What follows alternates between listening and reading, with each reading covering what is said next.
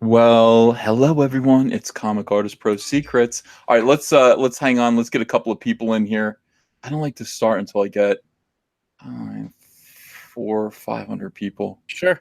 and we'll see. We'll see. What do I call you? Can I call you HB? What Yeah, do people HB call? works. Yeah, HB Okay. works. All right, that's good. All right, let me hook this up as well. Can't believe it's only Wednesday. It feels like. All right, let's see. All right, so we got 240 people in here. Hey, everyone. Hello. It's Comic Artist Pro Secrets. My name is Ethan Van Sciver, 25-year veteran of this godforsaken comic book industry, completely and totally taken over by SJWs. SJWs, HB. Yeah.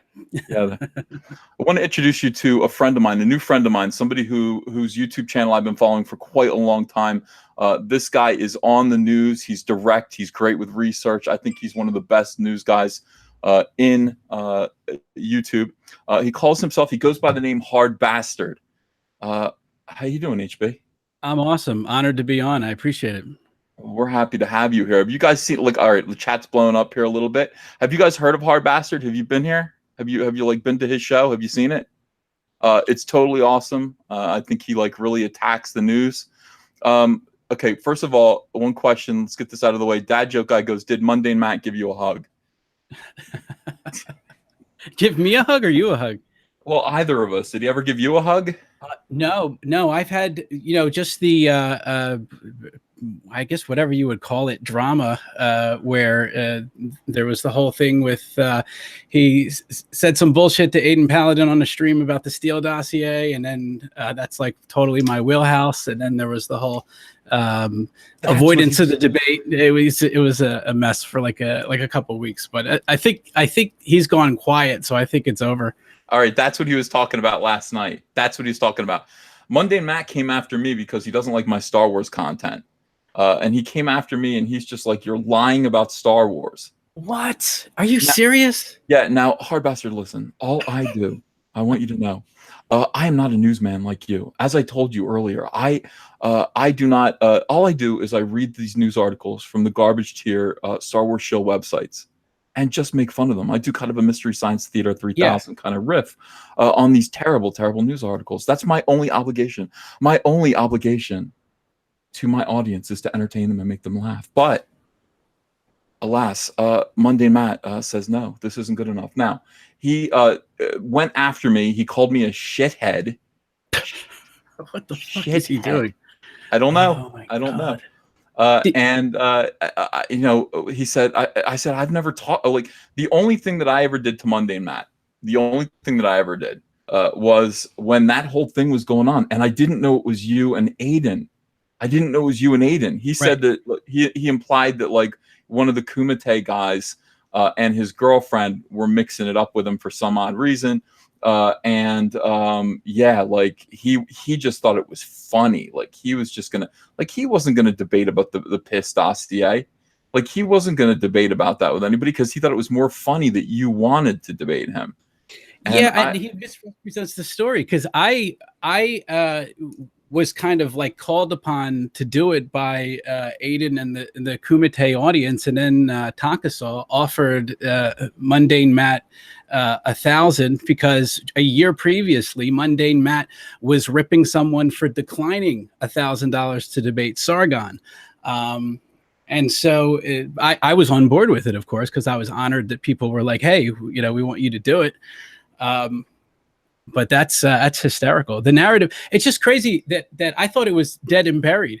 But apparently he brings it up again. And now, so is he going after you for like, I've seen your videos on Star Wars. What is it, like something factually that he's claiming that you're getting wrong? Like what exactly is his issue?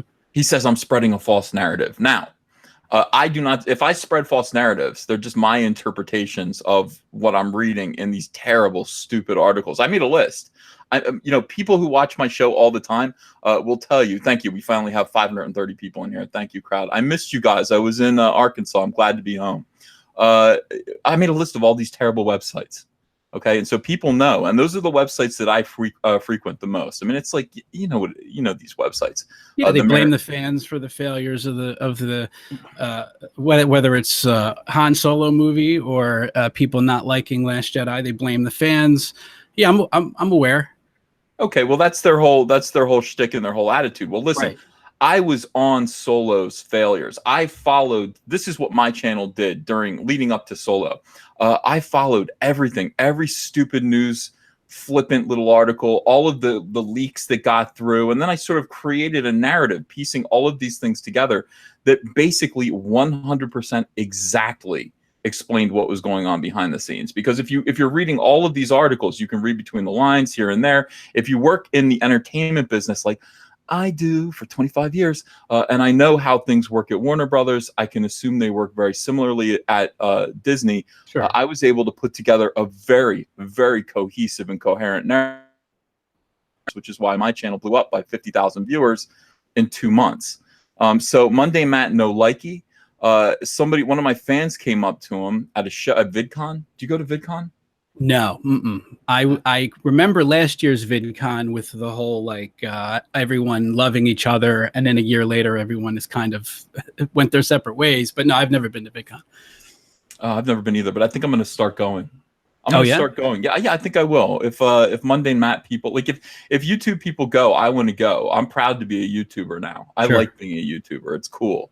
There are people like you that are YouTubers. I think it's a great profession. I think it's fun as hell, and a great way to speak to people in large quantities. So anyway, Monday Matt was sitting behind a booth in a cage. I don't know how it works on, but somebody came up to him wearing one of my Soy War Sorry t-shirts, which were very popular, and he knew it was me. And asked, I guess, these people if they listened to me, and they said, "Oh yeah. What did you think about Ethan's video where he pointed out that there was a Deadpool 2 review mixed into the early Solo reviews?" And Matt said there was only one. He's lying. He's saying, well, he made a whole video about this, and I was just like, Matt, if you had watched my video, which you never have because you mispronounced my name. My name is pronounced Ethan Van Sciver, not Ethan Shiver or Ethan Scriver. I think I was saying Scriver. What is it again? Shiver? Skyver. Think Luke Skywalker. Okay, gotcha. Skyver. Gotcha. Okay. I should change the spelling of my last name to SKY, and nobody would ever get it wrong again. But he was just like, yeah, Ethan. Ethan says that there were all these mixed up reviews in Solo, and he's lying. And I said, Matt, the thing that you don't understand is that happened like the night before the movie premiered. So all of the early viewers, all the early reviews came in that were supposed to be good because these people are shills who were paid by Disney to give good reviews to this movie. They came in and were starting to give lukewarm reviews. It was like 70%. And it was just right on the edge of being a whatever that is, that green splat. So it was right on tomatoes, right on the edge of that. And then mixed into that was one super positive Deadpool 2 review. Now we complained because we thought it was funny, and they took it out, and instantly it dropped down to 68%. Okay, so that one review had it up 2 extra points on average, the aggregate score. So that's meaningful. Right. It was just that one review, but this was right before the premiere. Now, was this intentional? Was it accidental? It depends on your personal prejudice. I want to believe that it was absolutely intentional because it makes a funnier video. But Matt doesn't understand this, and he doesn't understand that the whole purpose of the video and the accusation was that they were trying to keep the score above a splat in time for the premiere weekend. So I had to explain this to him. I was like, "You lied to your audience." Well, we had a big fight last night. It kind of involved you. I explained that I thought he was angry with me because I added $1,000 to the $1,500 that you guys offered him. Oh shit! you didn't know that, but like I went on there I said, listen, make it 2,500. I want to see this happen, and I want to see you go up against Hard Bastard. And he laughed and declined it. No, I'm not. I will not be doing that. How do you decline that much money to discuss your own content? That is an amazing thing. That's an amazing thing. Yeah, I would argue with anyone for, and if I didn't need the money, I would just say, well, donate it to a children's Sure. charity or something. Like, you don't have the right to turn that money down. I mean, you just don't have the right to do that. So I wonder if it's I wonder if it seems like the strategy he uses is he'll go after somebody that might get him more views, and then but he won't face you. Like, I doubt he would ever face you one-on-one on a stream to discuss the subject. He might he go on did. a show. He went on with you one-on-one last night. No, not one-on-one. It was like he came on the High Council, which is like the three biggest kind of anti-Disney Star Wars channels, Sure. me and World Class Bullshitters and Geeks and Gamers. And he came on because he made 2 videos in a row about me. And I was So he did face you. I just want to, because this would be like this is I think the first time I'm aware that he is actually with a person like this who he's publicly feuding with, that he actually will face one-on-one. He did. He did face us. All right. Well, that must be special, because he will not face me. He will not face me for money. That's amazing. He could come in here now. I mean, you guys could invite him in, and we could get this worked out. Because, from what I'm told, from the people in the audience, we've got 732 people here watching now, meeting Hard Bastard. If you have not yet subscribed to Hard Bastard's channel, and if you like my channel, you will definitely prefer his channel to mine. So go over there and subscribe to Hard Bastard. Oh my God, the super chats are coming in and they're terrible. Ethan Van Shiver Panty Peddler. Thank you, Eddie Max of Andor, for $2 for the insult. Really appreciate that. Yeah, so he came in last night, and we had to kind of have a little conversation with him. And I think he made a video today apologizing.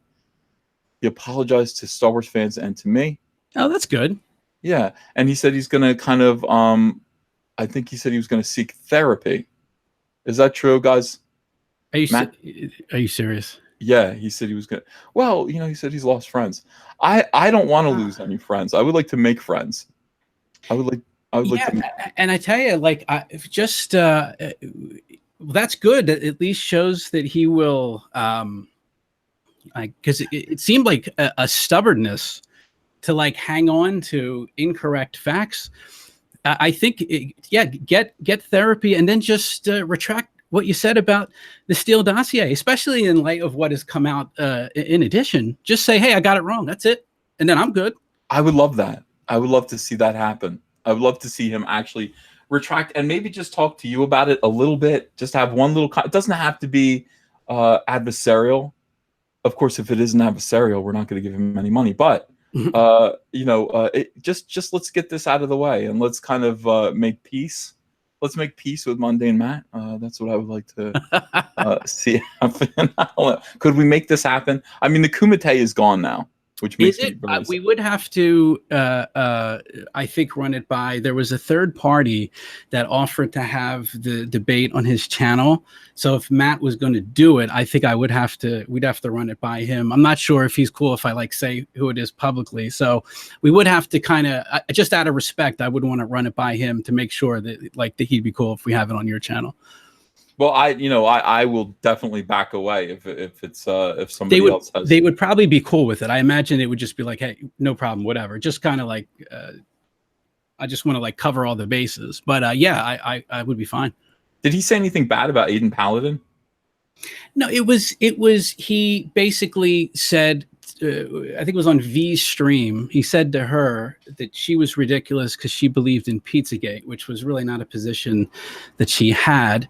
And then proceeded to say that the dossier was completely credible and compared it to Pizzagate, said Christopher Steele was completely credible. And that's basically what it was. So she wanted to debate him on the Steele dossier. He declined. And then she said, well, all right, well, why don't you then debate Hard Bastard? And then that's when kind of like the Kumite got involved. When she threw out 100, I believe that's when Takasov threw out 1,000, because he had, again, previously the year before I don't remember who it was. Was it maybe Steve Shives that declined to debate Sargon for $1,000? I believe it might have been him. Yeah. So it was like a strategical offer up there. And then there was a bunch of people who were like, I'll throw in 10, I'll throw in 50. We had other YouTubers that were willing to throw in money. So if they still want to do it, we can contact the people who want to put up the money, see if they're still interested, and see what the grand total will be. And that will be fantastic. Ray Thulu, thanks for $5. How many extra holes have you had to punch into Daddy's belt? Now that's not nice. Here's the thing, HB, these guys make fun of me all day long because these guys bust my agates, like, and they're supposed to be like my subs, my fans, and this is so they call me fat all day long. I'm not that fat. I'm maybe a little overweight, a little heavy, a little. I'm not that fat, but this is the thing. So Leo the Bum Tickler, $5. Yo, what up, HB? Yeah, what's up, Leo? Yeah, he is he's a member of my chat as well. And what's up, Leo? Awesome. Alex G, $2. Pie, Ethan. I mean, hi. Whoops. I don't want any pie. I don't eat pies. DJ Show, thanks for $5. Do you like international graphic minimalist artists? Do I like international graphic minimalist artists? Well, do you mean like give me an example of one? Chris W, thanks for $19.99. Wow, big chat. Thank you. 2 of my top 5 broadcasters in one show. Sweet. P.S. If I shit a dog, would it bark? Yeah. Thank you, sir. Yes, that's the general retort. One day I just said it, and it apparently became a thing. I don't even remember. I think I was talking about the Russian collusion, and we were watching. The general narrative is, well, if this happens and if that happens, then Trump will be in trouble. And then one day I uttered that, and somehow it stuck. It belongs on a T-shirt, frankly. Yeah, we have one in the shop. Oh, really? Oh, sweet. Okay. Leo the Bum Tickler, thanks for $5. I constantly tell HB his harem is miles from my harem. We got plenty of pegging room for you, EVS. Now listen, what the hell? Degeneracy that's crept into my show. Yeah, well, we have a lot of degeneracy, and there's competing. This is the things that kind of just develop. I tend to stream for long periods of time, and our chat's very inventive and creative. So we were talking about harems, and I thought, let's just do something like that for like a strip club. It'd be a great idea. We could call it the Haram Harem. And then apparently Leo decided to open a competitor, and then we got onto the subject of anal, and I said that we're anti-anal sex, and apparently so the people who are pro-anal sex and pro-degradation that don't care about the health code, they can go to that strip club. Ours is more dignified, much more acceptable with the Board of Health. I admire you for that. I admire you. Thank you. Robbie Owen, thanks for 2 pounds. Soilo shirt triggered the shill within him. Yeah, it did. Jay the Jazer, thanks for $2. The people in AK, they were Cecil's parents, right? Me in Arkansas, Cecil's parents. Yes, that's a good theory. Go with that. I want to read this news story, and I want to get some co-commentary with the hard bastard. Absolutely. Listen, I got involved in something a week ago. I'm not a Pizzagate guy by any means. Sure. I was interested in like reading about it and seeing if there was anything to it. I concluded on my own, probably not. Yeah. And yet I did watch a movie called An Open Secret. Have you watched that? No. Mm-mm. Okay. An Open Secret is the best movie that opens up Hollywood pedophilia. It exposes Bryan Singer. It exposes many other Hollywood professionals, actors, directors, and explains how things go down, with child sex trafficking in Hollywood. It's all factually based. They speak to victims, and it is shocking and eye-opening. So when they were talking early one morning about James Gunn's tweets, I was the first YouTuber to make a video about it and put all the evidence out. So my video was, I think it was trending. So it was a video that got a lot of views, and a lot of people got their information from it. I just took all the information and I just put it out straight out in the video and said, I'm not sure what this means, but I don't like it. It makes me ill. It makes me sick. And et cetera, et cetera. And I think it had a lot of impact on people. Now, of course, the SJWs in comics came after me big time and said things like this to me. They said, we accused you of being a Nazi on flimsy internet evidence. You didn't like that. You didn't like that, did you? How can you accuse, you know, and they did, hard bastard. Oh, rules for me, not for thee. Oh yeah, I believe I covered. This was a while ago. There was the incident at the pizza shop, not the pizza shop, the store that Yeah. the next day was vandalized. That was that like a year ago, year and a half ago. It was a while ago. Yeah, it was like November of last year, and yeah, it all started out where they found a sketchbook that I did in 2007, where I put Sinestro on the cover, and I called the book "My Struggle," and they were like, "Oh my God, somebody ran it through a German translator on Google." Mein Kampf, Mein Kampf. Holy shit! Yeah, that's a dog whistle or a frog whistle, and they immediately jumped to the conclusion that I must be a Nazi. I must be. I'm not a Nazi. Yeah, I think there was I think the article I covered was Ethan Van Sciver is not a Nazi. Was it like Bleeding Cool or somebody wrote an article about that? Yeah, okay. Did you do? I gotta find your video. A while ago. Yeah, it's probably on BitChute because I had to remove the majority of videos on my channel because of some bullshit with the Atlantic and MSNBC. Yeah, I can look for it. But this was like, yeah, I remember it was a long time ago. Well, I was a little raw, so I wasn't watching too many videos about it. Sure. I was like, well, you know, I'm not a Nazi. Like I was punching. I was like, I'm not a Nazi. Right. You know what I mean? It's an outlandish charge. Yeah. Crazy.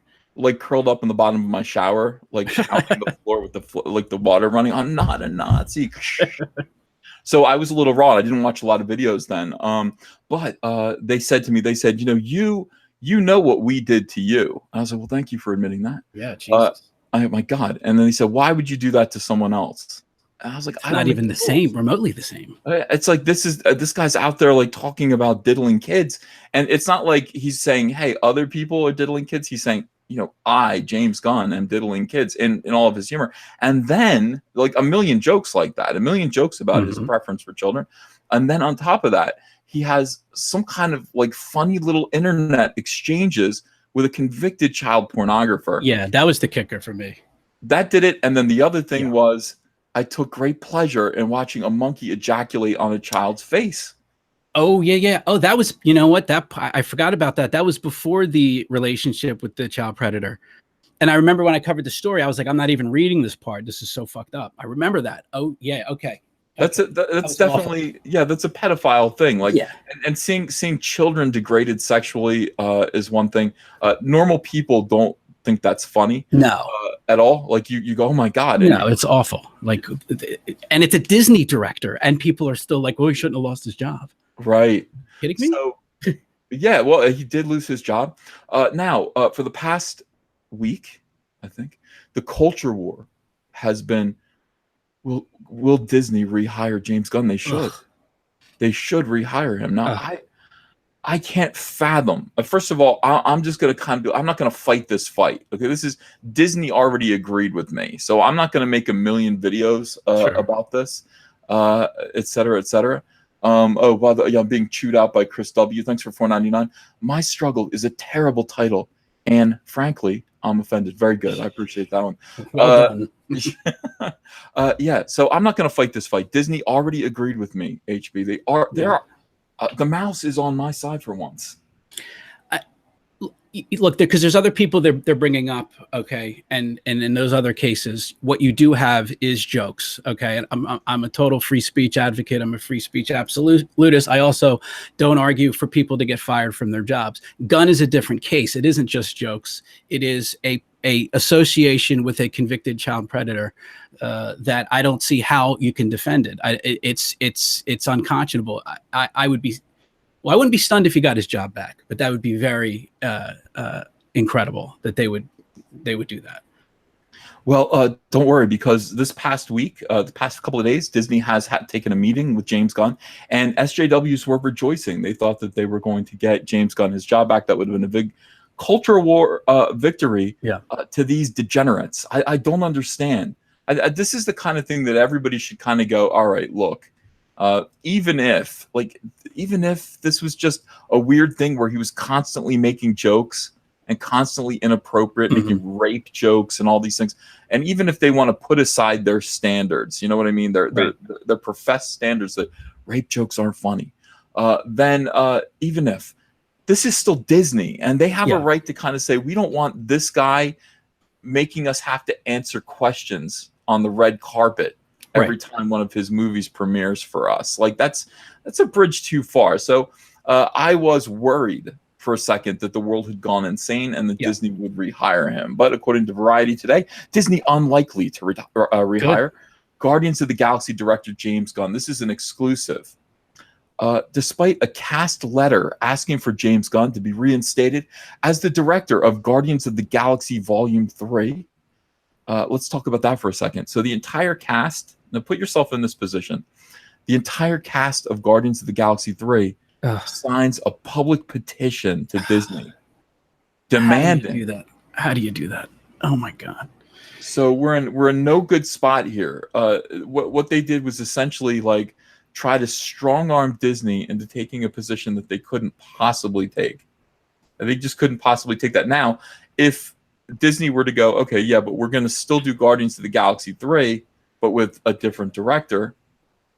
Now the cast, you know what? Like the cast is now forever also same problem, going to be asked questions on the red carpet. A, B, they're all going to have to swallow their pride to get in there. Disney might have to pay them more money to reappear, or just not at all. They might have to be recast. It's an awful, stupid situation, which essentially killed Guardians of the Galaxy 3 from ever happening. What do you think of that? So there's a possibility that it might not even happen. That's really interesting. Well, there isn't. I'm saying that I don't see how it possibly could. Nobody else is saying this yet, but I want you to really run through every scenario now. And I want you to think, how does it happen now that the entire cast has stood up to Disney against this move of, and for James Gunn? So how would they ever make the movie now? That's going to be that's going to be a PR nightmare, wouldn't it be? I would think so. The other thing is, like, see, I'm not very good at figuring out how the Hollywood types would think about something, because I would figure that they would, once it's clear that there could be a loss of money or shine from the movie, that they'll go, okay, well, we'll just do it and go back to it. So I guess it's possible that they, I guess, take a stand for what they believe in. But I think a lot of this is just kind of they're defending him because they're just sticking up for each other. And I don't know if I mean, are you saying that there would develop a scenario where, so Disney's made its decision, we're not going to rehire him again, and they're going to, when told by Disney, all right, make the movie or we'll find someone else, or we're not going to do it, that they're going to say, okay, fine, we won't do it out of protest. Then what? That'd be surprised. I'd be like, wow, they actually are consistent and they're not just whores. I think I'd be surprised, but it's possible, certainly. Yeah, I can't imagine, like, there's going to be tremendous peer pressure. Are we going to make this movie anyway? Are we going to make this movie? We took a public stand in support of and demanding the rehiring of our friend, James Gunn. And now that Disney has refused to bring him back, are we going to now relent? Can we all relent together and make this movie? Now we're just toothless. We're paper tigers, essentially. Our stand meant absolutely nothing. Absolutely nothing. Ghost SS is, you're misunderstanding me 180 degrees, Ghost S. No, I am the person who put my foot down about James Gunn first on social media, as far as I know. I mean, I was there the moment this happened. Of course, I'm still sticking my ground. James Gunn cannot come back. He can't come back. But what we're talking about now is, could the movie possibly even be made now under any circumstances? And I don't think it can be made. So we're currently not planning on rehiring the filmmaker, who had recently fired after a series of offensive tweets surfaced, according to multiple people familiar with the studio's current thinking. The feeling within both Disney and Marvel is that the dozens of so-called jokes the Gunn made about pedophilia and rape are unacceptable in the #MeToo era. Isn't that funny to wrap that around their necks? Yeah, you know what? That's an interesting thing that's brought up, because you cough around a woman in Hollywood and it's #MeToo, you're done. And this, you have the jokes, quote, the jokes, and I very sarcastically put quotes around that. These are like look, I am a very hardened individual. I couldn't even read the monkey passage. I just skipped over. Couldn't read it out loud. I couldn't read it. I was like, I'm not reading this. That's how bad it was. No. But yeah, they'll defend that. Now, there's plenty of people who the reason they believe that is because of pedophilia being so prevalent in Hollywood, and things like this, especially if they're going to take a stand and not do the movie. That's really that's going to just be fuel for the fire of the critics that make that argument. Yeah, I think so. Dan Giagonski, thank you for $5. Leftists to watch out for: Lindsay Ellis, ContraPoints, H Bomber Guy, all big and do response videos. I don't know who any of those people are. Bobo Vasquez, thanks for $2. Are you going to get hostile if Jarbo comes, Ethan? Am I going to get hostile if Jarbo comes? I don't know what that means. No. I got hostile last night. I did get hostile. I barked at him like a dog. I had to. I was pissed. It seemed to work. It seemed to have worked. Yeah, it did. I got an apology. I accept your apology, by the way, Matt. That's amazing. That's an amazing thing. I am not aware of that happening often. No, or a retraction. I mean, he basically made a retraction. That's an amazing thing. You got to give people credit when they do that. Well, that takes guts. I mean, he deleted his video. He apologized. Wow. And he said he's going to go seek therapy because he's losing friends. I think that's a good idea. I think that's a good idea too. And I'm willing. No, I'm willing to talk to Matt, and maybe we can be friends. Maybe we'll see. Leo the Bum Tickler again. Thanks for $2. Hard Bastard, don't forget to tell them about BitShoot. You kind of did. Yeah, because the way YouTube is right now, the archives are on BitShoot, BitShoot.com/hardbastard. I won't go that far with Matt because I'm not interested in friend shit on the internet. But as far as the simple ability to delete a video, he wouldn't even have to delete the video. Just put a footnote here. This is no longer accurate information on the Steele dossier videos. That's it. That's really all I'm interested in. As far as I'm just interested in that there is misinformation in the public space. That's basically what I cover, and that's really what it comes down to. Well, I think it's good. They said in the chat, he hates you, Ethan. No chance. Oh, damn it. El Polo Diablo, thanks for $5. Don't waste your time with Matt. Okay, I won't. Marsupial Gamer, thanks for $5. Bastard Nation invading Caps. Hell yeah. I paid for an HB Cecil chat. Do you know who Cecil is by any chance? No, I don't know who Cecil is. I know who Marsupial Gamer is. He's also a viewer. I think that's another crossover viewer that we have. Yeah. Cecil is very funny. Think of Charles Nelson Riley, kind of with a Jewish New York kind of thing about him. He's overweight, and he invades. Yeah, think of Paul Lind invading your video while you're making your video. And I know Charles Nelson Riley, and that's I haven't thought of him for years. That guy was hilarious. I used to purposely watch. I forget what there was this old game show where the host had really bad teeth. Yes, Match Game, and he would be on it, and I would watch because he was so ridiculous. That guy was hilarious. Yeah, he's basically Charles Nelson Riley. That's so awesome. Except drunk, and he'll come into any live chat and he'll make a mess. Cecil is very funny. He is becoming a YouTube sensation. So absolutely. LOL PS, congrats on Cyberfrog. Thank you so much. So Cyberfrog did very, very well. I closed out the campaign today, everyone. $538,000 and change for one issue. So that's not bad. Thank you all. Yeah, for your support. That's Comicsgate, my friends. Jesse N, $2. I will be your friend. I never called you fat. Thank you. I appreciate that. And one more, Mr. Thundar, $2. Tonka still does the Kumite EVS. Aiden was just on. I'm glad to hear that. What is it like? No more. What changed? What happened? There was like a split in the people that were doing it, and so. I think there was just a whole thing involved with like people from rivaling channels. There was like a whole thing that kind of got out of hand, and it got ugly. And then kind of everyone went their separate ways. And then I think Tonka just started back on his own doing the Kumite. I think he first had to start doing it on Vamp Candy's channel because he got a strike on his channel. But I believe it's back now on. You can still watch the Kumite. It's either going to be on Tonka Saw's channel or Vamp Candy's channel sometimes. But it's kind of back to the way it was. But for whatever reason, I think a lot of viewers just kind because of what happened, went away for a while. But it is coming.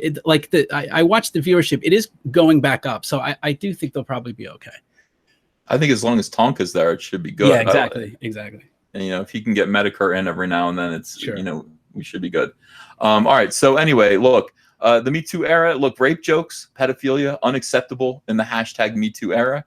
And are not in line with Disney's family-friendly image. Not at all. The studio recognized that Guardians cast members such as Chris Pratt and Zoe Saldana, stopped short of threatening to quit the series.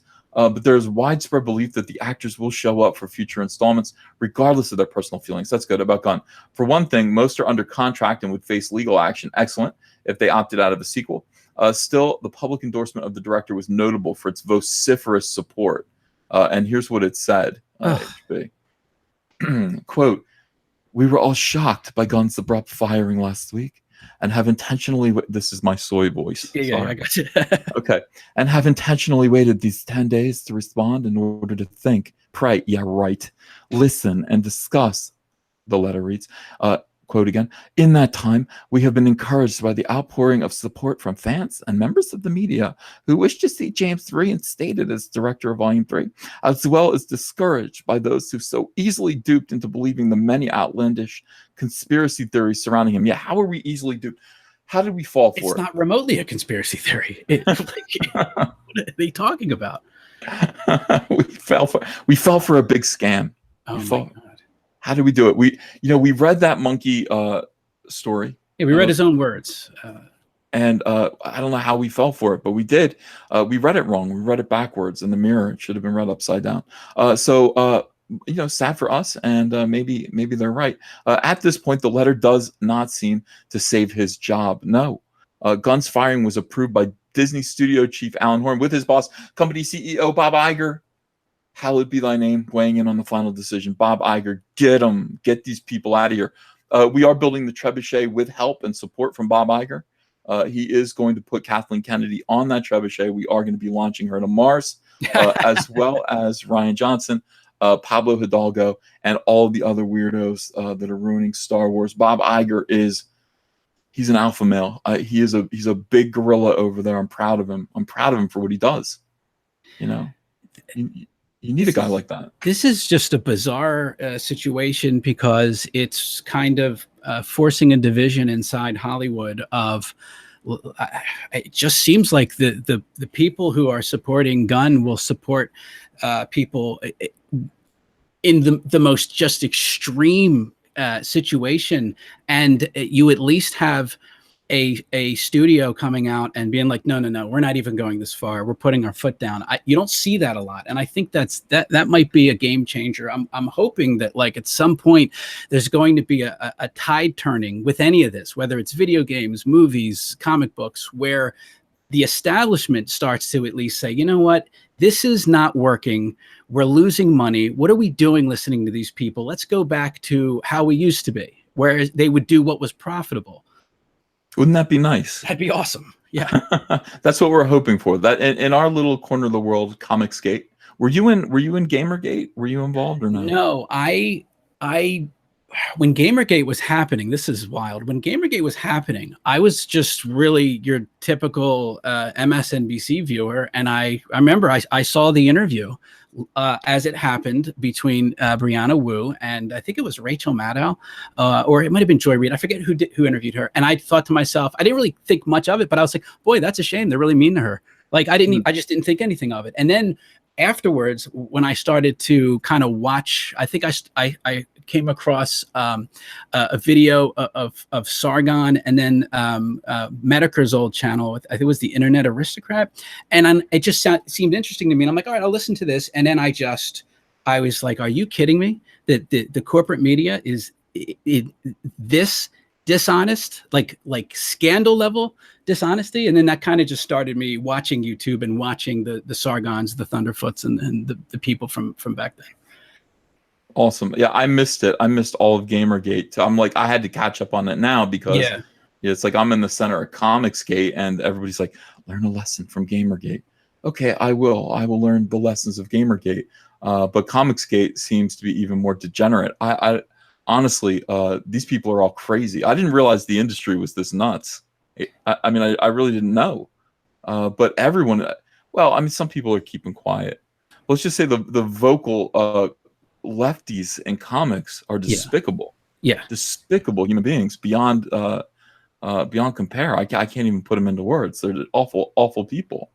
And yeah, that's why we have to go off on our own. That's why we have to do Cyberfrog, and that's why we have to make $500,000 per issue right in their faces. James Wood, wow, thank you for $50. Someone told me it was just a monkey pleasing itself on set. So I thought it was pretty funny when I found out it involved a child. I felt sick. How does anyone think he should be rehired after that? See, it's not even that. I agree with you, James Wood, and it's not even that, you know, yeah, it's not even that it happened. It's that he said that he took extreme pleasure and joy in it. Right, right. It's bizarre. I mean, it's absolutely bizarre. Thank you for the gigantic super chat. And I really don't understand anyone, but we have to just keep going on and just assume this is about personal relationships, because. And that's just one part of it, though. That's the problem. Like, that's just, even if somehow, and I can't, but even if you could get past that, then you have to deal with the friend that's a child predator, and then that video, and then the reaction to that video. Like, it's impossible. It's an impossible thing to defend, and it's insane that they would do this, particularly because you have two things here. You have how, like, normal rational people handle something like that, which is fire him, and then you have these people that are totally operating in this political landscape where like the slightest thing will get a Me Too allegation. I mean, Chris Hardwick is an example. Although it's very unusual what happened with Hardwick, because he actually got his job back after they realized that it was bullshit. And again, and you always have to preface this for the lunatics. Obviously, I'm not saying sexual harassment doesn't happen. Sexual harassment is wrong, but there are people that make up bullshit. There are people that claim that speaking to a woman and saying that she's bossy, for example, is sexual harassment, like with one of the people that was going after, I'm sorry, not bossy, hysterical. Bill O'Reilly called a woman hysterical. She claimed that was sexual harassment. And so then you have people who are supposed to be that sensitive to this stuff, and then on a silver platter, a horrific story involving children is put before them, and they go, no, oh, there's nothing to see here. He's a good man. He must be rehired. It's amazing hypocrisy. Why is that? Why do you think it's just because it's power? Do you think he has the power to give them work and glory, and like why would they stick up for him to this degree in the face of their own humanity? There's people that would argue because the pedophile problem is so pervasive. There's also the power issue that you're talking about. I would probably say it's most I would at least like to think it's most likely the power thing, because the other thing, if it's true, is even more insidious. But just that, like, because it's also about who is it that brought this to the public's attention. They're blaming, whether it was accurate or not, they're blaming Mike Cernovich and Jack Posobiec. And then if they blame you, you're also considered conservative on the right. And it's like not allowing anyone on the right to make any sort of point or to hold their own behavior against them. So it could be a power play from that standpoint, I think. Just culture war. It's just pure culture war. Absolutely. Yeah. But how do you throw kids under the bus for the culture war? I mean, I understand the importance of it, but Jesus. Just come out for once. Just come out for once and just like vote your morality. Just speak your heart. I mean, to actually. All right, so let's keep going with this. Hold on. I mean, I'm proud of Bob Iger. This is great. He says, I don't see Disney rehiring him, says one person close to the matter. Those tweets were so horrible. Disney has a different standard than other studios. Amen. It should. I mean, that's the studio Pinocchio. Yeah. You know, it's like, my God, it's the studio of Uncle Walt and the Mickey Mouse Club. Sure. Gunn's comments were nearly a decade old and were recently resurfaced by alt-right agitators. There you go. Alt-right agitators. Yep. Mike Cernovich. No, not all right. The tweets included messages such as, quote, the best thing about being raped. Let me change my voice. The best thing about being raped is when you're done being raped. And it's like, woo, this feels great, not being raped. That was my satanic Hollywood voice. But it should have been viewer discretion guy before. Yeah, it shows. It should have been more lispy, honestly. I don't. Let me say. Well, I think if you make it lispy, it's a hate crime. So. Oh, I don't mind that. I'm doing a big Hollywood adaptation of The Giving Tree with a happy ending. The tree grows back and gives the kid a blowjob. So others made light of AIDS, the Holocaust, and 9/11. So he's a great guy. I mean, he's a great guy. Deserves his job. Disney should be proud to hire him back. I don't know what. It's all because of Mike Cernovich and the alt-right. That's the only explanation. Unbelievable. That's the boogeyman of all of them. It's the alt-right. We got bad reviews for your movie. It's the alt-right. It's the alt-right. Thank God. Thank God they got the alt-right. I don't know what they would have done post-Trump if they hadn't invented the alt-right. Yeah. What would they have said? Who would they have blamed? It's like normal Republicans became the mainstream again post-Obama. Sure. Who would they have blamed? They needed the alt-right and to call them white nationalists, all of them. I guess they would just go Nazi route instead of alt-right. I mean, I guess they would just said Nazis. It's like the old standard go-to. Just Nazi. We could easily just say pedophile, pedophile, pedophile. Do you want to do that? Do you want to say, is it proper to punch a pedophile? Is it okay to punch a pedophile? I mean, right? It is, right? I mean, yeah. I mean, this is the thing. Like, people that make the argument, should we use the tactics back to them? I say no. There's some people that disagree, but it's an interesting thing that it's just done as a way to crush discussion and make sure that it's not discussed, that people don't take the other side's arguments seriously at all, and they just label them something outlandish, although it's starting to not work, because if everyone's a Nazi, I mean, the most centrist people are labeled Nazis in this culture war. That's me. I'm a JFK Republican. I couldn't be more centrist. I don't understand. I am not a Nazi. So if they're calling your Uncle Ethan a Nazi, chat, Uncle Ethan's bad at numbers. 1,027 people watching right now, and you guys know. Ro Kabir Kumar says JFK Caesar. That's right. As for replacing Gunn, Disney feels no pressure to immediately find a new director. I think me and HB should do it. I know nothing about making movies, but we can figure it out. I know I can. I'm the bullshit detector. I can detect bullshit, so that'll be fine. Yeah. I think we could figure. Give us a week and a camera. You think we couldn't do what they do? Of course we could. Or even just when it comes to like decisions on hiring, like I'm fully of the opinion that people who are qualified in the area should be hired. So I would just say hire writers that have skills and hire directors and artists that have skills, and that's it. That seems to be an issue right now in some of these industries, because in addition to having, like, they're trying to fit in politics or whatever quotas that they are putting, whether they're political or based on race, gender, or whatever. And then what seems to happen is that in some areas, they're trying to force people in, and then the quality of work suffers. So it's not as good. And then they will blame the audience for pointing it out. And claim the audience is racist, when the audience a lot of times has no issue with the character. For example, like this new Teen Titans with Starfire, I think the issue is that the character doesn't look anything like they want, and it has nothing to do with whether or not the actress herself is black. And they will automatically just blame the audience and say that it's because they don't like diversity, when in reality they just want people to be good at their jobs. Well, I have to wonder, do you think that these things are inserted into some of these projects just for the sake of annoying people, normal people? I was thinking about that today, and sometimes it does seem like they hold your hobby in front of you and say, we're in control of this and we're going to destroy it, and because we can. Like it almost does sometimes look that way, whereas that they are deliberately making decisions that destroy whatever it is we're talking about, whether it's Star Wars or anything else. I think that's possible. Yeah, I think it's possible that it's a power play in some instances.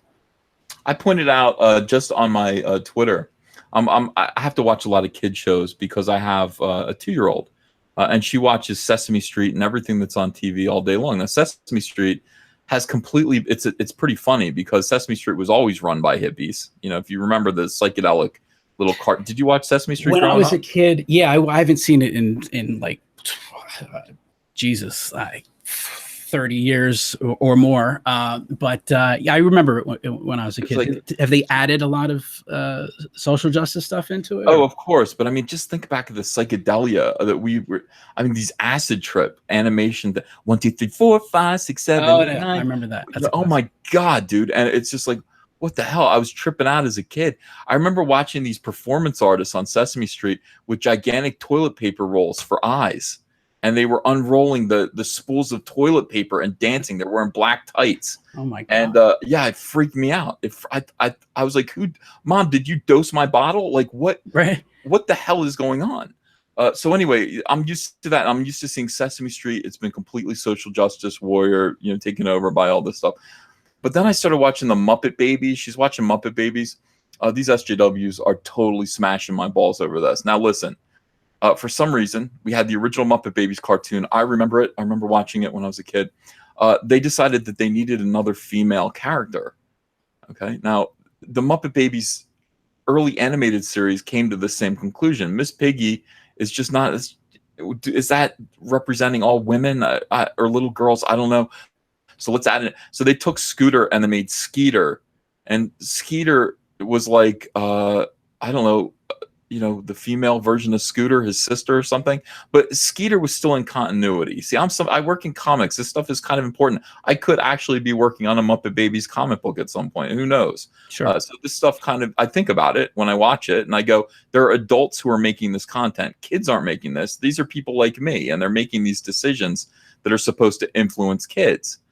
But also, if you're taking over Muppet Babies and you have to create a new female character, Jim Henson is dead, you need to try to get into his mindset. Now, every single Muppet has some kind of lovable, annoying quirk. Every single Muppet. That's what Jim Henson used to do. I mean, it's like the early Kermit the Frog skits that were on, Ed Sullivan. I mean, they were mean. I mean, they were actually like Kermit would die in some of them. Mm-hmm. So he had kind of an edge to his humor. So they had to create a new female character. They created this purple penguin named Summer, and Summer's personality is happy girl penguin. I mean, it's like no personality whatsoever. Right. This is clearly just an SJW character. Now, is it the worst thing in the world to have a penguin girl that is happy and has no defects, no flaws? No, it's just it is the Mary Sue archetype, which is just, hey, this is likable, perfect. She's the one who always kind of tells the Muppet Babies that hey, let's do it this way. Let's have fun. There's nothing weird about her. She doesn't fetishize chickens like Gonzo. She's not a failed comedian like Fozzie Bear. Right. She's not a delusional egotist like Miss Piggy. She's just fun, happy girl penguin. So pointing this out and saying, look, SJWs do not know how to create characters. They don't. And when they invade comics, when they invade the movies, whatever they do, they create schlock. They create shit that is like one-dimensional. And it's like Muppet Babies is a little microcosm of that. Like, it's being fed to my daughter. Like, this character is not interesting at all. There's nothing good about this character. And SJWs go, well, you just don't like purple. You don't like happy girl puppets, Ethan? No, I don't care. It's just, if it was your job to sort of replicate and honor Jim Henson, take your job seriously and come up with a purple penguin who has some kind of neuroses. I don't know, but try to get in the head of this guy. They don't think like that. These people, they don't think like that. I also wonder if there's pressure, like for some of these writers, that they know that if they give this character a flaw, there's going to be a ton of think pieces written about it, about how it's sexist, that whatever that flaw is, like, how could they do that? I can't believe that they would do this. And so it's like, they're also, even if they're not SJWs themselves, they're in an environment where it's like, okay, we have to tick all of these politically correct boxes, and that just completely handcuffs them when it comes to creativity. That's you hire a room full of like people, and they sit around and they try to create something that is going to offend nobody and please nobody. Right, which is not entertaining and rarely ever fun. Doesn't work. It doesn't work. So I mean, anyway. So that's what's going on right now. That is the world that we live in. That is Comicsgate, and Comicsgate is also kind of bleeding over into entertainment. It's bled over into Star Wars. This is something that we talk about all. What the hell was up with Vice Admiral Holdo? You know what? I was so bothered by Force Awakens that I didn't even see Last Jedi. I was just like, I decided to just ignore it. So I don't even, is that the woman with purple hair? Okay. Yeah. I've seen pictures of her. Okay, you still, so you haven't seen The Last Jedi. I mean, no, I've read about some of it, but I just don't acknowledge it at all as anything that's Star Wars. It's ridiculous. You should see it, just because I think it will launch you on. I mean, it's basically, if you see The Last Jedi, it is the equivalent for somebody like you. You're a pinball, and somebody pulling back the handle of a pinball table, and then boom, letting it go. You will ping, ping, ping, ping, ping, ping, ping. You'll have so much to say about that goddamn movie. It is. I think I'd have to do it on a stream. I'll take it off YouTube, do it on like Gab, so I don't get hit with a strike, because then I could justify it. So it's like we got the chat up, we're discussing it, we're breaking it down. I think I could do that. Yeah. But I need some reason to do it, because it's just it makes me sad. It's just sad. It's like because how many opportunities do you have to make another Star Wars movie, and then when they did it, they utterly destroyed it. It was Carrie Fisher's last movie, ostensibly. I mean, that's the thing. They ruined, like, they had an opportunity to put Harrison Ford, Carrie Fisher, and Mark Hamill all in one movie together, right? And just, yay, we're back. They fucked it up. I mean, horrifically. And it's too late. And now you've got J.J. Abrams saying, I've got a little bit of footage of Carrie Fisher left over from episode 7, and I'm going to build a movie around this little bit of footage. Yeah, I saw you were talking about that, and you brought up, what was the movie Ed Wood did? Plan 9 from Outer Space. that's insane, though. That's how bad it is. But at least, it's interesting. It seems like they're realizing that there is a problem. So, I mean, because I said this before, when are some of these studios going to realize that following the dogma is killing their profits? It's making their consumers, their fans upset. When are they just going to stop? And so it's almost like they're acknowledging that they have to do something different. Whether or not that will, I don't see how they possibly make a good movie. It's over. I mean, you've killed off everybody, and it's just finished. I don't even think they understand and I'm not I don't pretend to be a Star Wars expert, but there are some very basic things that at least for me, it looked like in Force Awakens that they just did not understand. Like when Finn starts battling Kylo Ren. Yeah. And I'm like, is there a part of this that I'm missing, that he has some sort of relationship with the Force that I missed? Like, is there, am I missing something here? Like, I don't understand. Is this not the guy that was basically taught by Luke Skywalker, and then Snoke and this former stormtrooper is not immediately disemboweled when he fights him? Like, are you kidding me? Yes. Well, maybe he's force sensitive. Everyone's force sensitive, I mean, I even put my mind away for the girl. I was like, okay, you know what? I'm going to pretend this girl. We're going to go to episode 1 with the Force and the midichlorians or whatever, and let's just say she has the highest amount that any person in the Star Wars universe has. So that's why when she picks up a lightsaber, she can actually battle Kylo Ren. But that part, I was like, all right, I'm done. Like, these people who are writing it do not even have a basic understanding of anything in it. It's ridiculous. They have their own agenda. All of them. Totally. All of them. It's very, very funny. All right, so let me finish this article up. Disney insiders say the company was not aware of the offensive tweets and was taken aback when they were recirculated. As for replacing Gunn, Disney feels no pressure to immediately find a new director. It's not happening. It's not.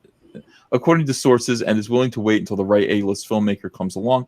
For one, I hear Ron Howard is available.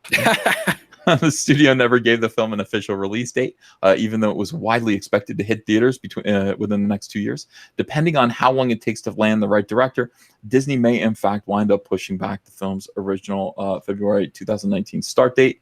Spokespeople for Disney and Marvel declined to comment for this article. Hell yes, they did. Okay, replacing Gunn won't be an easy task.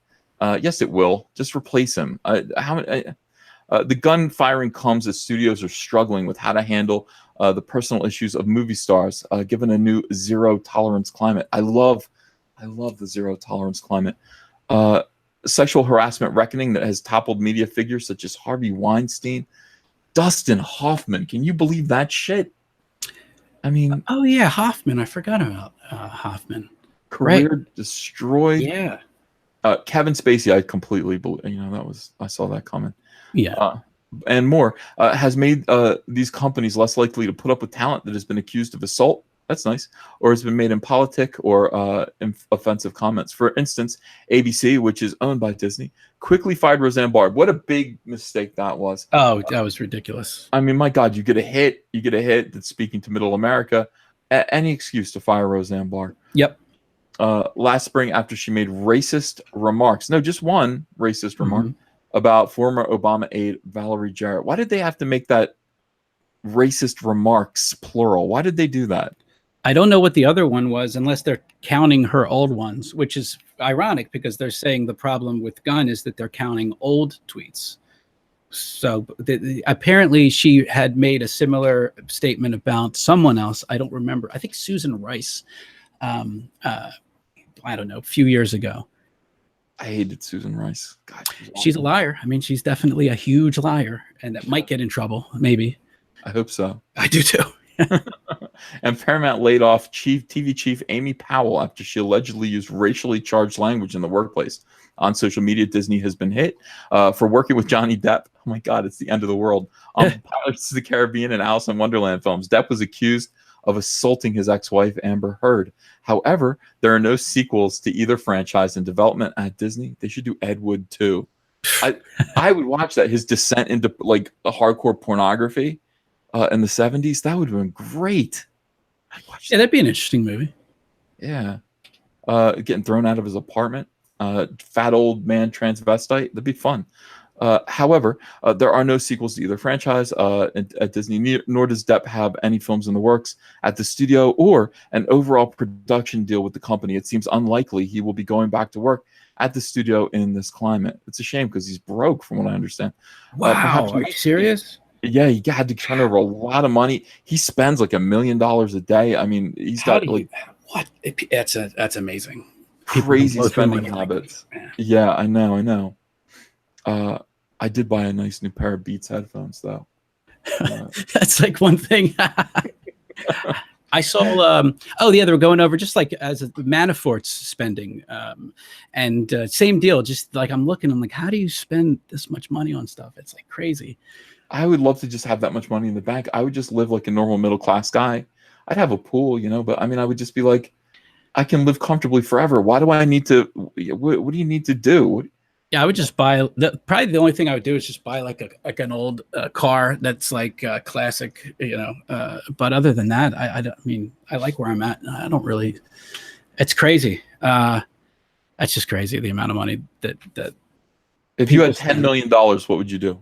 How would you change your life? I have no idea. I mean, I would. I think I would get a car, and bigger house. This is the thing. I like where I'm at. I guess I'd have to. I don't know. But I like where I'm at. I'm just in like this apartment. I'm just chilling. I mean, I guess it makes sense in that case to not rent anymore. So I guess I would probably do that.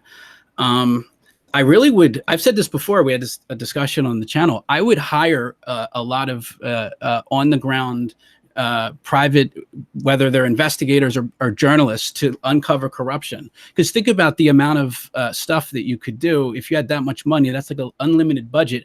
You could uncover a lot of stories. You could really run a truly now that 10 million has to be obviously not from corporations, but you could basically run a totally free from any sort of threat news outlet where you could just cover whatever you want. That would be awesome.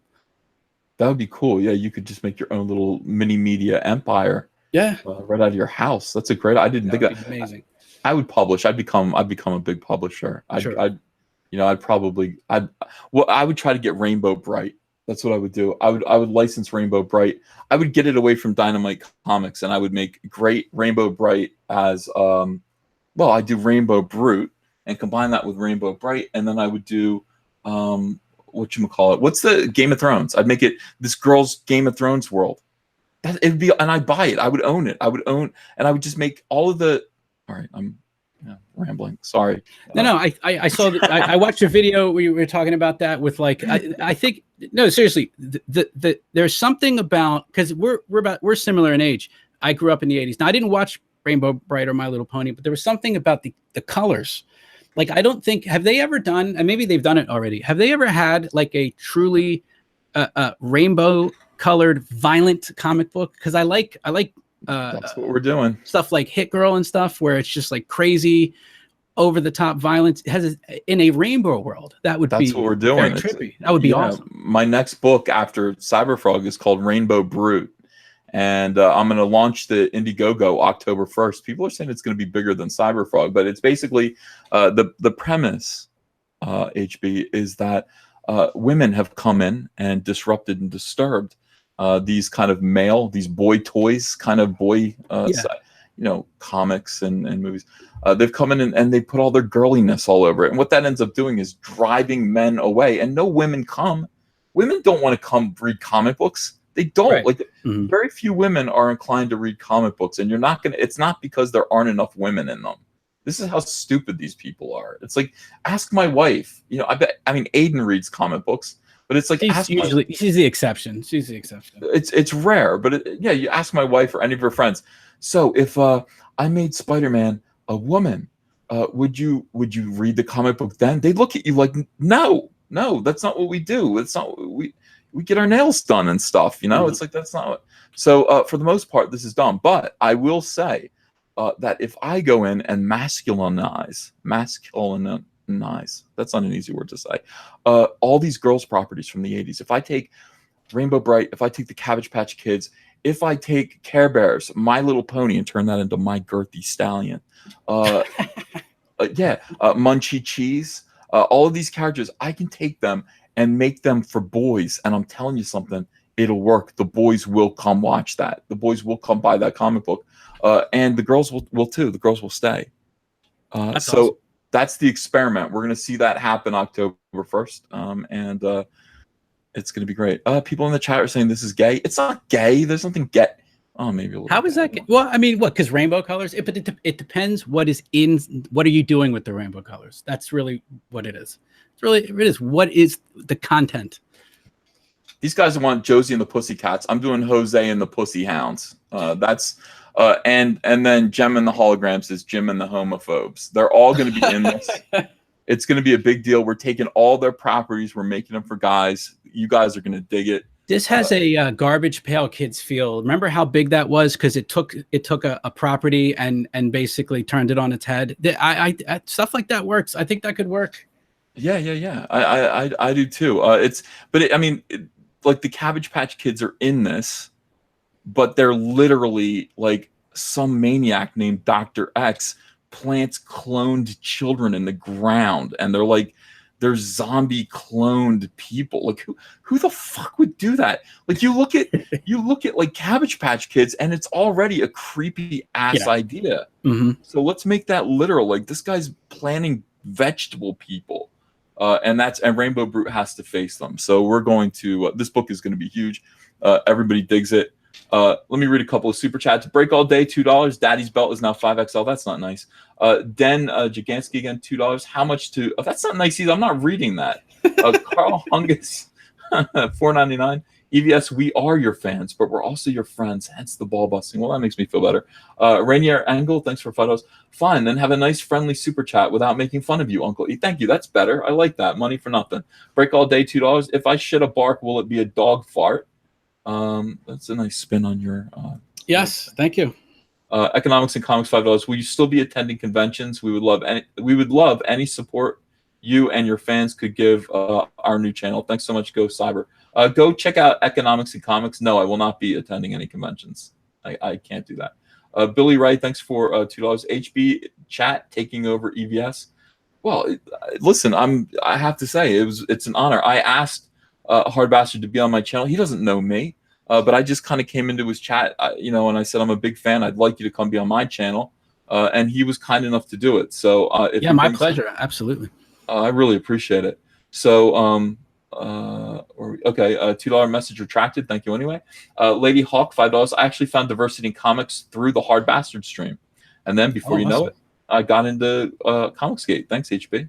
Awesome. Are you following any of the Comicsgate stuff that's going on? I mean, I don't know. I think, I mean, my overall take on it is I do think it's exciting because the level of support you guys are getting looks like this could be the one. And maybe there could be like another, I don't think, like, whether it depends on the hobby, whether it's video games, Magic, or whatever. But this seems to be the most support that an independent project has gotten. I mean, this is an incredible amount of support, both yours, both Diversity in Comics. And I think that this could be very well what kind of revolutionizes the industry, where you don't need the gatekeepers. People can just do them themselves. They don't, and I think that's huge, because in any of these areas, whether it's social media, whether it's entertainment, the establishment has made clear that they are the gatekeepers, and they are going to do things the way that they want to do, and they want to shut out people. So to take that away from them, like, I think this has the possibility to just take that away. That's amazing, and basically give it to the people. That's fantastic. It's just a matter of talking kindly to your customers. That's really all it is. I mean, you know, and that's the experiment. That's what we're showing here. It's just like, first of all, produce content that is non or apolitical, and just talk nicely to your fans and ask them to support it. And they will. And we've been saying that all along. That's the experiment of Comicsgate. The fans are coming through in a big way. We're going to do it again. We're going to do it again and again until they finally get it over there. And I think they will eventually. Break All Day, $2. When are you going to start Pantygate? Chris W, $4.99. My Struggle is a terrible title. Okay, I read that one. Critias, $5. I promised Umbrella Guy's daughter that if she leaves a stick of butter on a plate, you would leave her a frog in exchange. Mark Beeman, thanks for $2. So much for Pratt's God speech. Jesse N, $5. James Gunn is going to have to give Bob Iger a Hummer, gently cradling his balls to get his job out. Probably, yeah. Joyful Slave, thanks for $2. Crazy Days and Nights blog says Gunn had child porn. I read that, and there's been no substantiation of that at all. So I'm going to hold off on commenting. Razdoc, thanks for $4.99. Disney should kill Guardians of the Galaxy, buy Micronauts from Hasbro, and make a Mantlo Micronauts film. I agree. Ministry of Wrong, thank you, $1.99. So which haram is EVS in? Butt love or no? Taking or giving? I mean, that's the question. It's really what it comes down to. Yes. Yeah. Chris Seeley, $10. Uncle Ethan and HB. Worlds colliding. Watch out. Cyberfrog may be accused of Russian collusion. Great stream. Thank you. Enjoy 2 Zimas tonight. Michael McLaughlin, thanks for $5. What do you think all that Russian collusion? When is that going to end? Oh, I don't think anytime soon. It's really, I think, what they have to have any chance of survival, and it's the only thing that they can hang on to. And I don't think it's going to end. I think we're going to see it, unless something happens where Trump is completely vindicated and wins this battle with I call it the deep state. People can call it whatever they want. The security apparatus, basically the conglomerate between corporate media, Democrats, and CIA and the FBI. If somehow Trump beats them and they get prosecuted, or something happens and they no longer have power, then Russiagate probably goes away. That's a huge monumental task. So I think it's going to be around here for a while. It's ridiculous. I can't believe insane. Anybody believes it. It's the biggest conspiracy of our lifetime. It's going to go down in history. When we look 10, 15 years back, when we're in the future, we're going to be like, wow, that was crazy. This is pretty much our Watergate, but it's different. It's like in the reverse almost. Yeah. Michael McLaughlin, $5. Guardians actors have no leg to stand on. Their characters all died at the end of Avengers 3. I said that. Rumor was there would be new characters in Guardians 3. That is the perfect way to do it. Mark Beeman, $2. SJWs will eat their own. They have no convictions. Say Brob, $2. Disney is no stranger to pedophilia. Hey, HB. Hey, what's up, Cyber? Magaman, $5. I'm sure you're tired of this, but please, no more mundane, Matt. My body can't handle the soy. Yeah, I'm about done. With that. Let's see. Brad Norris, thanks for $5. Decided to check out your channel after the High Council last night, and 3 hours of watching your videos later. I'm here. Brad, that's great. Welcome. Mr. Thundaro, $5. Tonka would love to talk to you, EVS. Follow him on Twitter. Yeah, I don't like when people talk for other people. Like, I would love to talk to Tonka, but he's not coming to me. Yeah, I'm like that too. That's it's just out of like, I almost like combination of like respect and like, because I don't know if people are speaking on behalf of a creator. I don't want to put a creator in a spot, because like there's people, they're like, oh, you should talk to this person. Like that would be awesome, but I don't want to, like, you know what I mean? It's kind of like figuring out the landscape, because I'm still new to this. I've only been doing it since like October 2016. But I'm with you. I definitely hear it. Yeah, I definitely agree. Like, I make no presumptions. I came to you like, hey, do you know who I am? Can I meet you? Like that kind of thing. And I think that's how this kind of has to go. It's like there are people on YouTube that you admire and you want to kind of be friends with, but you can't assume that they know who you are, what you're doing, just because you have this little world that you've created for yourself. Not everybody's involved. So yeah, Tonka, okay, have him jump on the Kumite. He was shocked you even know who he is. Oh, you talked to him. Okay, well, tell him I said hello. Johnny Dollar, $5. Hey, Uncle Ethan, for real, you know the connection between Fabio Stanley and one of Hillary's hugest collaborators, right? No, I don't. Chicken Sith, $5. This is the DNC rigging leak. If a thief breaks in and finds bodies in your basement, who should the cops blame? Cernovich didn't even break in. Yeah, so I'm not a big fan of Cernovich, but I like what he did there. You can't deny that he, kicked some ass. Jesse N, thanks for $5. After the James Gunn Twitter news, what happened to Baby Groot was treated by the Reavers. What happened to Baby Groot was treated by the Reavers in Guardians 2. Makes even more sense on why Gunn chose that humor. I got it. Johnny Dollar, $2. Mama Van Skyver dosing Ethan's bottle. Epic. Mark Veman, $20. Thank you. Cloak and Dagger was one of my favorite comics. Marvel made it into a TV show about two SJW snowflakes who don't even have powers. Really? It's like the Green Lantern losing his ring, but gets a promise ring from his boyfriend. Well, that's not. I wouldn't watch that. Pollo Diablo, $5. EVS on Rogan, make it happen. I don't see myself that way. Minister of Wrong Thing, $9.99. What does it say about SJW ideology, outrage culture, when the only way for them to create characters that don't offend anyone always results in an impossible, non-realistic representation of a human? Yeah, Critias, $10. Thank you. If they touch Gumby, oh, Gumby was great. Yeah, I remember Gumby. Gumby was like Wonder Woman. They were both made out of clay. They were. I will gather my 300 and we will set the world ablaze like a raging inferno. The deserted skulls of our enemies will be crushed by the soles of our feet. Dark soy filth, run. I love dark soy filth. That's a good one, yeah. Good expression there. Psychotic cognition, $100, $2. If I had 10 million, I'd go to an art school. You could get into an art school for like $2,000, couldn't you? I mean, what the hell? You could probably run an art school, run like an X-Men art school where you get like the absolute best bullshit-free artists and develop them. You could have John Romita Sr. come to your house and teach you personally. Good Lord. Leo the Burn Tickler, thanks for $2. Any chance of a Skeleton Warriors comic run? LOL. I don't know what Skeleton Warriors is. Gulf City Viking, $2. All hail Blue Whale. Mark C, $5. We need to remove the head of the snake. Sana Amanat has to go. Dallas Deadeye, $5. Pedophilia is the great sexual objectification of children. Acting on it is not needed. Gun is a peto. Well, a lot of misspellings there, Dallas Deadeye, but I think I got where you're coming from. God, I just want to thank you so much. I don't want to eat up any more of your time. I got you for like an hour and 15 minutes. I'm so grateful that you came on to my humble little show. Happy to do it. I appreciate the invite. Absolutely. Yeah, I enjoyed it. I think the audience did too. It was fun to kind of hear your feedback. We tend to agree on things, and that's probably why I like your show so much as well. You're in depth.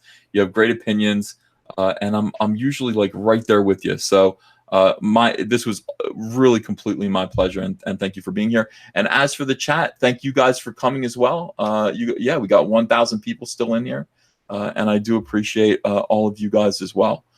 So with that, I'm going to say good night. And we will see you guys a little bit later. I'm going to do a live stream with Zach to help promote the last 3 hours of his Indiegogo. So I hope you guys will show up for that as well. All right. Thanks. Good night.